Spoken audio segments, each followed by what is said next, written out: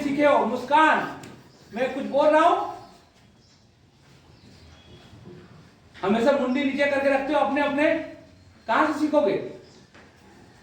अभी देखें, दिया है कि 4015 भागित 11 बराबर 365, ये दिया हुआ है, मतलब आप जान गए कि इसके बराबर इतना होगा, तो इसके बराबर भागित ये भी भागित है और ये भी भागित है, और संख्या देखें ध्यान से, उतना ही कितने है कि नहीं है, क्या फर्क है, सिर्फ दशमलव का। आएगा तो 365 ही आएगा, आएगा तो 365 ही आएगा, लेकिन दशमलव कहाँ लगाना है उसको बस आपको सीखना है। और ये भी सवाल नहीं बना सकते हैं तो उनका कारण है तुम लोग इधर देखते नहीं हो कैसे बना रहे करके, ठीक है ना। ध्यान दे, तो इसको क्या करना है आपको,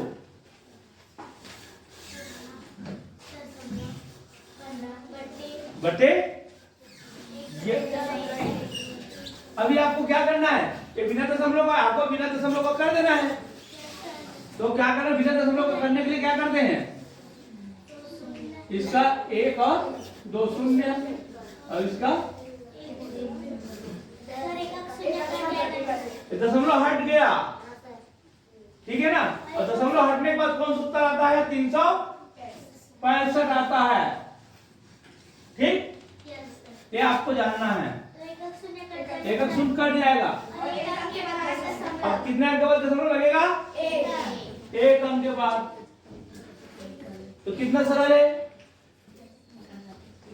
कितने लोग बनाए इसको पहले, बाकी लोग को समझ ही नहीं है, इतना समझा रहे हैं फिर भी समझ में नहीं आ रहा है।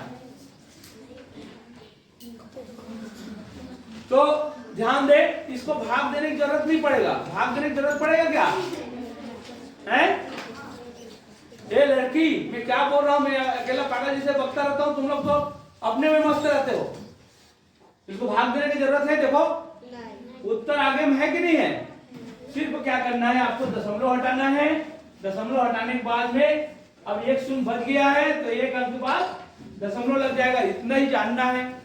इस तरह के सवाल को आपका 1 नंबर मिल जाएगा, समझ में आया।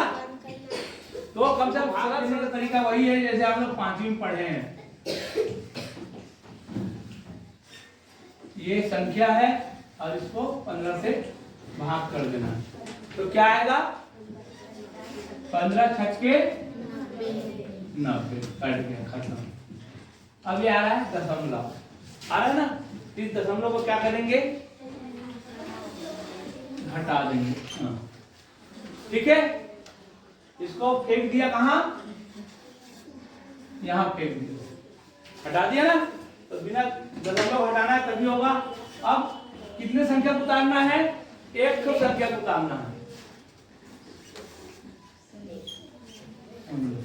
और इसको भी भाग भी देना है, कितना बढ़ जाएगा ये, हाँ, इसको भाग भी देना है, 15 शून्य, अब फिर 100 संख्या लाना, सिर्फ 100 संख्या को, हमेशा शुरू बार में आप 2 ले सकते हो, बाकी हमेशा 1-1 ही लाना है, फिर इसको भी भाग देना, कितना बार में जाएगा ये, शून्य बार में, अब इसको घटाया क्या आया, 6, अब फिर 1 ठो पकड़ के लाओ, कितने बार में जाएगा, 4,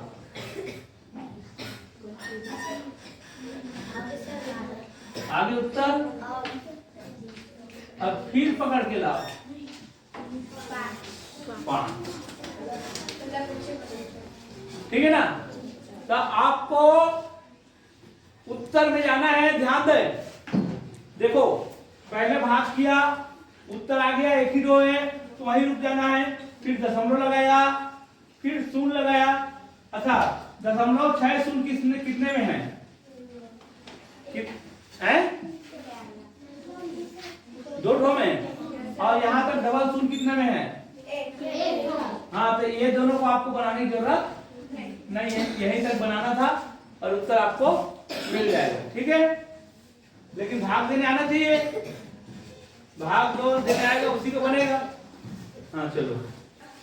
अब इसको समझ में नहीं आया तो आपको क्या करना है, ऐसे जाना है, 70 10 कम, 60, फिर 10 कम। अब इधर देखें, 5 बढ़ा, फिर 5 बढ़ेगा, फिर इधर 5 बढ़ेगा, 20, 20, और इधर और दिया होता तब क्या आता, कौन बताएगा? 50, इधर आता 50।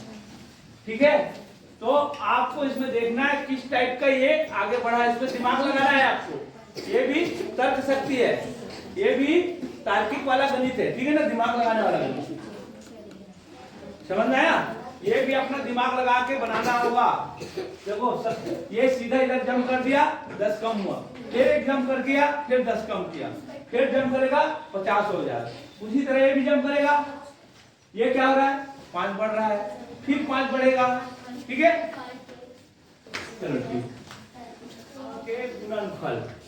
तो आपको शुरू से 10 अभाज्य संख्या का गुणनफल आपको जानना है, ठीक है ना। देखो बहुत सरल है, समझोगे तो सरल समझ में आएगा, नहीं समझोगे फिर ये चला जाएगा। फिर गुणनफल इकाई के स्थान पर क्या होगा, समझ में आया?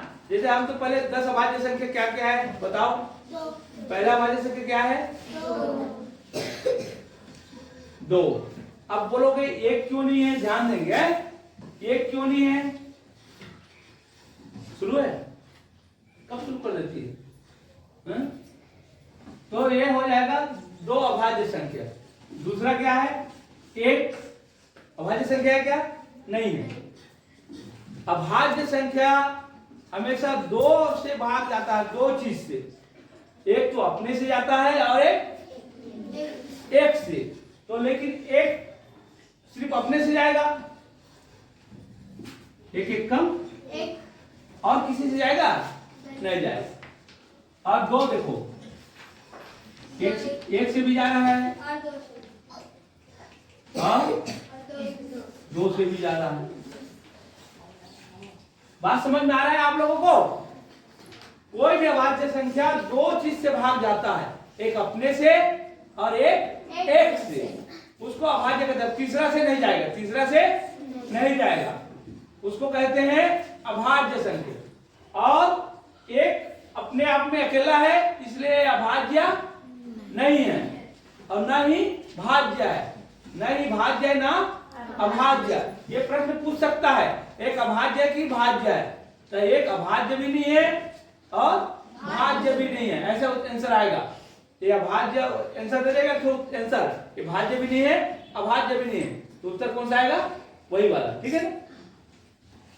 तो आपको अभाज्य संख्या की जानकारी होना है। 2 गुणित 3, ये भी किसी से भाग नहीं जाता, अपने से जाता है और एक से। उसके बाद 5, 4 क्यों नहीं बोले आप लोगों?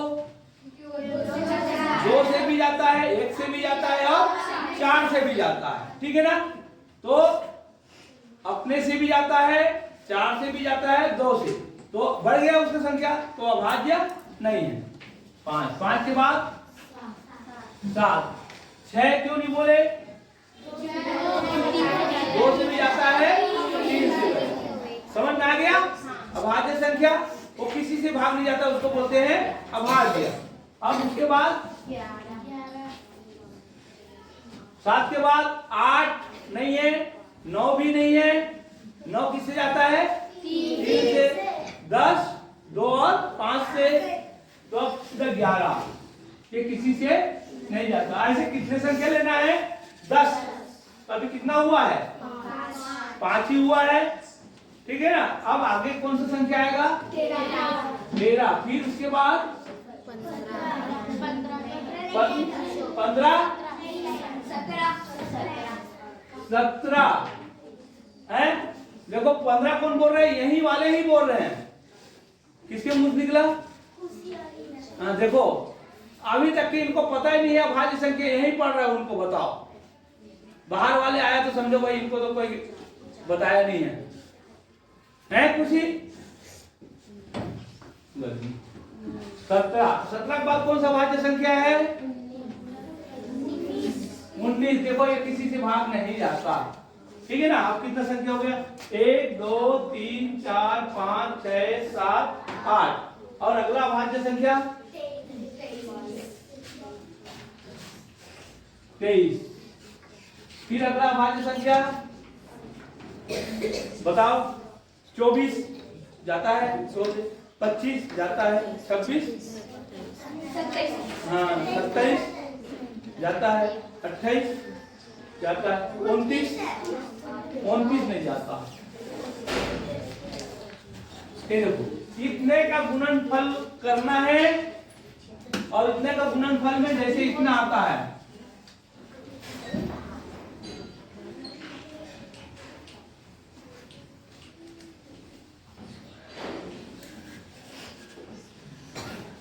इसको पूरे को गुणा किया कितना आया मान लो, समझ में आया?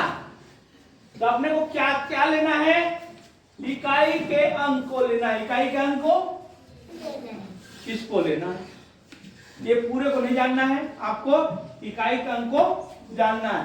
तो इसके लिए क्या फार्मूला है, ध्यान से सुनो। इकाई इकाई का गुणा करना है, इकाई इकाई का गुणा करना है। जैसे दहाई आएगा उसको बंद कर देना। ध्यान दे, बहुत सरल है। अब देखो 2 तिया 6, 6 पंचे 30। अपने को किसका लेना है, इकाई से गुणा करना है। अब इकाई कौन है, शून्य, तो शून्य सत्ते शून्य, शून्य 11 फिर शून्य 13। इस तरह से क्या आता जाएगा, सब में सबको शून्य कर दिया, क्योंकि इकाई का पहाड़ा पढ़ना है, 3 का पहाड़ा दहाई इसको नहीं पढ़ना। तो पूरा क्या आ गया, शून्य। तो उत्तर क्या आएगा, भारी है, प्रश्न भारी है, लेकिन हल करने का तरीका बहुत ही सरल है। देखो कितना बार गुना किया, यही तक उत्तर कहां तक आ गया, यही तक के आ गया उत्तर। जब भी 30 आया तब शून्य से गुना करना है भाई, समझ में आया नहीं आया? अब देखो उधर से गुना करके देखते हैं, ध्यान दे। 9 तिया 27, 7 से गुना करेंगे, 7 तिया 63, फिर 3 से गुना करेंगे, फिर 7 से 21, फिर 3 से गुना करेंगे 3, इधर से गुना करेंगे इकाई इकाई, फिर 3 से गुना करेंगे 3 1 का 3, फिर 3 सत्ते 21, फिर 1 से 1 पंचो 5, फिर 5 तिया 15, फिर 5 दूनी 10। इकाई की स्थान में क्या आया, 0। लेकिन ये भारी है, उधर से आते आते तो कहां से जाना है आपको, शुरू से, ठीक है। अब वहां से आया तो आखिरी में उत्तर आया, और इधर यही उत्तर आ गया, ठीक है। हाँ चलो।